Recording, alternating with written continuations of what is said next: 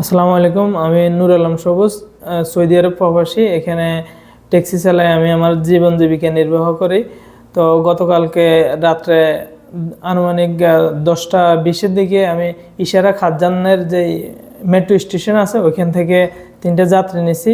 ওনাদের সাথে আমার কন্ট্যাক্ট হয়েছে 50 রিয়ালের। ওনারা এক্সিট 18-তে ইস্তারের এখানে নামবে, তারপর 10 মিনিট ইন্তজার করবে। ওনাদের এক ভাই আসবে, টাকা দিবে, টাকাটা নিয়ে ওনারা বাসাতে ব্যাক করে চলে আসবে। যখন আমি ইস্তারা 18-র ওইখানে যাই, ওনাদের বাইরে ফোন দিছে। আসার পরে কি কথাবার্তা বলছে গাড়ির পিছনে দাঁড়াই আমি জানি না। তো দুজন লোক গাড়ির পিছনে বসছে আর একজন আমার ডাইন সাইডে বসছে। বসার পরে যখন আমি বাথায় আসার জন্য গাড়ি স্টার্ট দিব, তখন ডাইন সাইডের লোকটা আমার গাড়ির চাবি আর হলো মোবাইল নিয়ে গেছে। আর আমার সিটের পিছনে যে ছিল সে আমার গলায় জোরে হাত দিয়ে জাতা দিয়ে ধরছে আর চোখ কাপড় দিয়ে বেঁধে ফেলছে। তারপরে তারা স্টেডিং থেকে আমার পিছনে নিয়ে এসে আমার 2 হাত পা সব কিছু বাইন্ধে ফেলাইছে। তারপর বলছে যে যদি হাসরাহাসি করো তাহলে তোমাকে চাকু বা চাপাটি দিয়ে আঘাত করা হবে, কোনো চিল্লাপাল্লা করবে না। তো ওনারা যেভাবে বলছে আমি ওনাদের সাথে তাল মিলে ওনাদের সাথে চলে গেছি। আর আমার সাথে এখানকার সৌদি রিয়াল ক্যাশ ছিল 16,250 টাকা। ওগুলা নেওয়ার পরে আমার এসটিসি পেতে 500 টাকা ছিল, ওই টাকা তুলে নিয়েছে। তারপরে দেশ থেকে বলতেছে যে আরও 5 লাখ টাকা লাগবে, দেশ থেকে টাকা আনাও, নাহলে তোমাকে এই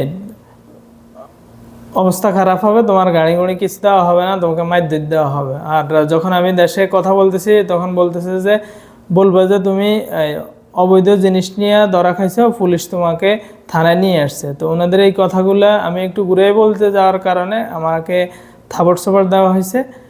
তো শেষ মুহূর্তে আমি দেখতেছি যে যদি আমি ঘুরে কথা বলতে যাই ওনারা আমার সাথে আরও রাফ বিহেভ করবে। এই কারণে ওনাদের কথা মতে আমি দেশে কন্ট্যাক্ট করি আমার বাপ মায়ের সাথে, আমার বউয়ের সাথে।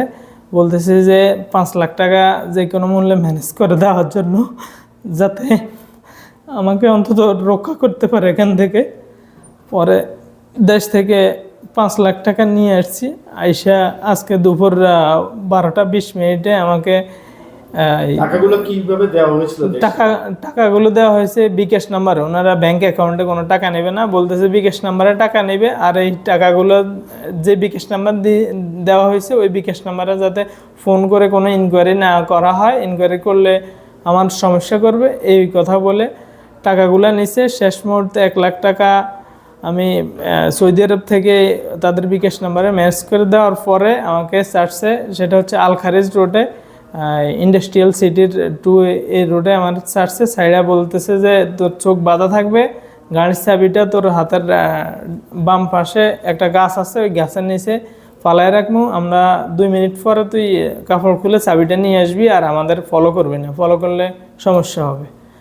তারপরে আমি গাড়ির চাবি নিয়ে কোনোভাবে আমার জীবনটা বাঁচাইয়া, তাদের হাত থেকে টাকাগুলো দিয়ে আমার জীবনটা বাঁচাইয়া আমি কোনোভাবে আসছি আমার বাসাতে। আইসা